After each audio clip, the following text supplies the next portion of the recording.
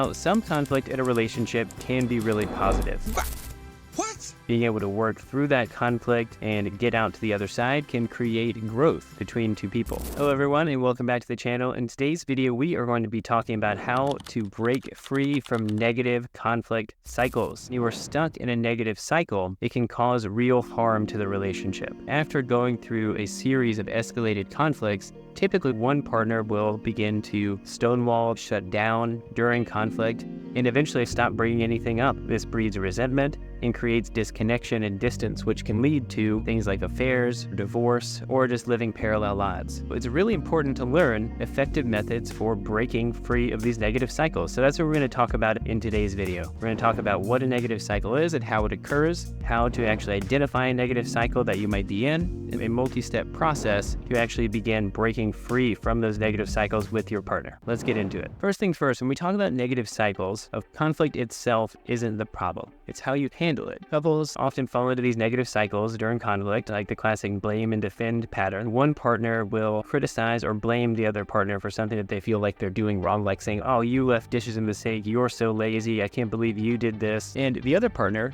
feeling attacked because that person is using this you blaming language, will try to defend themselves. It's like, "I didn't leave the dishes in the sink, you left them in the sink," or "I did leave the dishes in the sink, but I didn't do it yesterday, I don't always do this, what are you talking about?" That kind of blame and defend cycle creates this escalating conflict pattern that can be really malicious when somebody gets stuck in it. Now, this can spiral into stonewalling or withdrawing altogether, and it can leave both partners feeling hurt and disconnected. Dr. John Gottman's research has shown that the way that couples handle conflict is one of the biggest predictors of long-term marriage success or divorce. Let's talk more about this blame and defend pattern. A lot of using you language to blame your partner for something, criticizing them, which is one of the 4 horsemen of the relationship apocalypse that John Gottman talks about in his book, The 7 Principles of Making Marriage Work. If these 4 horsemen are present in a relationship, it can predict with over 90% accuracy that the relationship will fail. So you don't want this to be going on.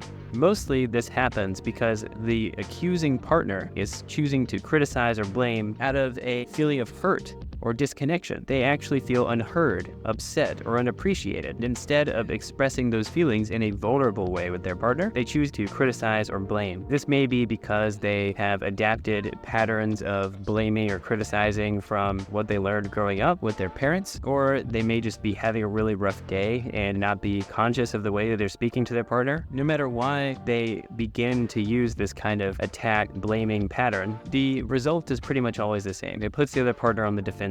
Instead of hearing the underlying need for recognition, for feeling seen, heard, connected, they just hear the accusation. Dr. Sue Johnson, the founder of Emotionally Focused Couples Therapy, explains that this blame is often a protest against emotional disconnection. When we feel distant or disconnected from our partner, our nervous system goes into fight or flight. Instead of being able to hear the pain or underlying need of our partner, we go into defensiveness, into protection and fight back. Now, what's a good way for actually handling this conflict when it comes up? Step 1, to recognize the pattern that you're in, and this takes awareness and it takes honesty from both partners. The next time you argue with your partner, begin to pay attention to what's going on. And you want to understand who criticizes first, who gets defensive, and you also want to understand what are the types of words that people are using. Is there an underlying emotional need present for you or for your partner? A good way to build awareness of the cycle is to actually write it down, map it out on a piece of paper.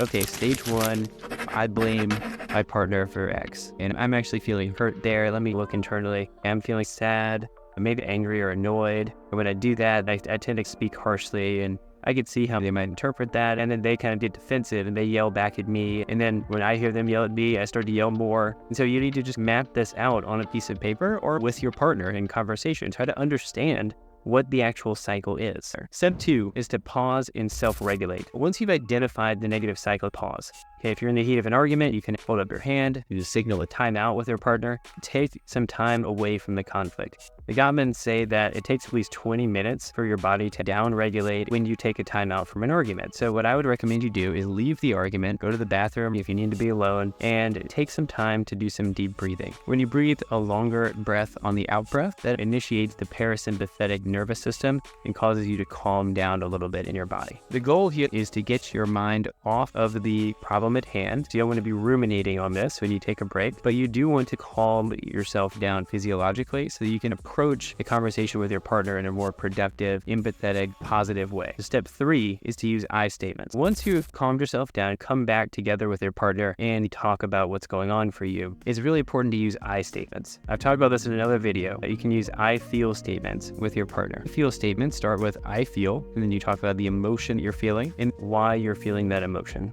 A good example would be, I feel annoyed when I come in and see all these dishes in the sink.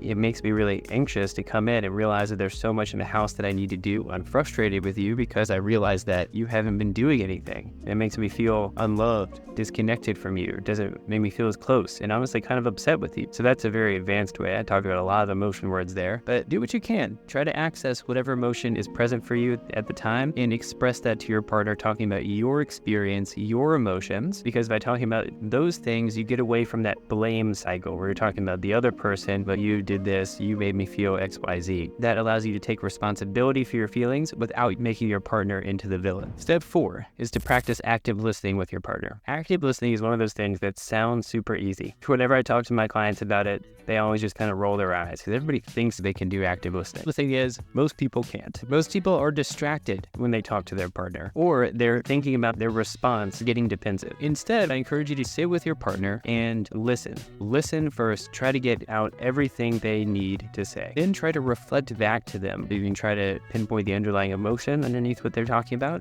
or you can just reflect back in their own words what they've been saying. Then I would check with your partner to make sure that you actually understood them. Your partner then has the opportunity to say, no, actually you didn't get what I was trying to say at all. You get to go back and redo it with them and really make sure that they feel understood before you talk about your side of the story. Focus on achieving understanding with your partner, confirming that they feel understood, and reflecting back to them what you're hearing using their words. That shows that you are actively listening to them and actively trying to understand what's going on. Okay, step 5 is repair attempts. Dr. John Gottman in his research has found that the most successful couples have frequent repair attempts during conflict. The repair attempt is anything you do during the conflict that de-escalate the situation. This can be a small joke. This can be a apology or something as small as a physical touch, like reaching out to your partner for comfort, holding their hand, putting your hand on their shoulder. Or this shows your partner that you care about tackling the problem with them instead of attacking them. You are trying to reach a conclusion for the conflict where you both are aligned. So these little repair attempts can be small, but they should be frequent. You should be trying actively to reach that state of cohesion with your partner where you guys are connected and it's you and your partner against the problem. Practice doing these repair attempts throughout the conversation during your active listening and after both parties feel understood. Step 6 is to actually find a win-win solution. The goal of conflict should be to come out on the other side. That can be as simple as understanding from your partner what they need from you next time to do better or differently, or vice versa. So the goal here is to find a solution that works for both of you. This isn't necessarily about a compromise where both people give up something. It's about collaboration where both people are getting their needs met.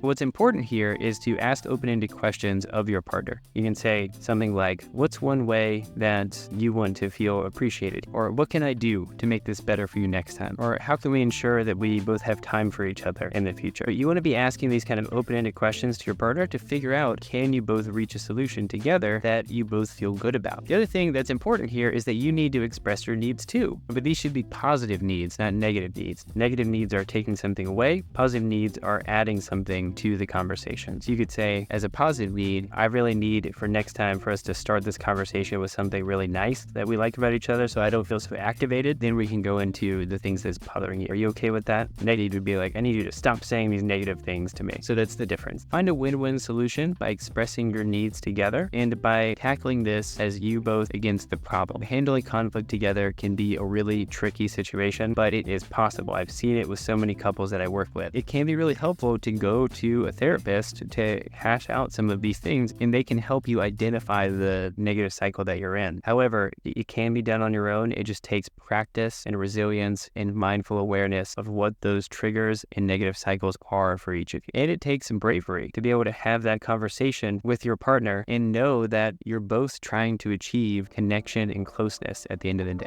If this video was helpful for you, then subscribe to my channel. There will be more content like this in the future. Thank you so much.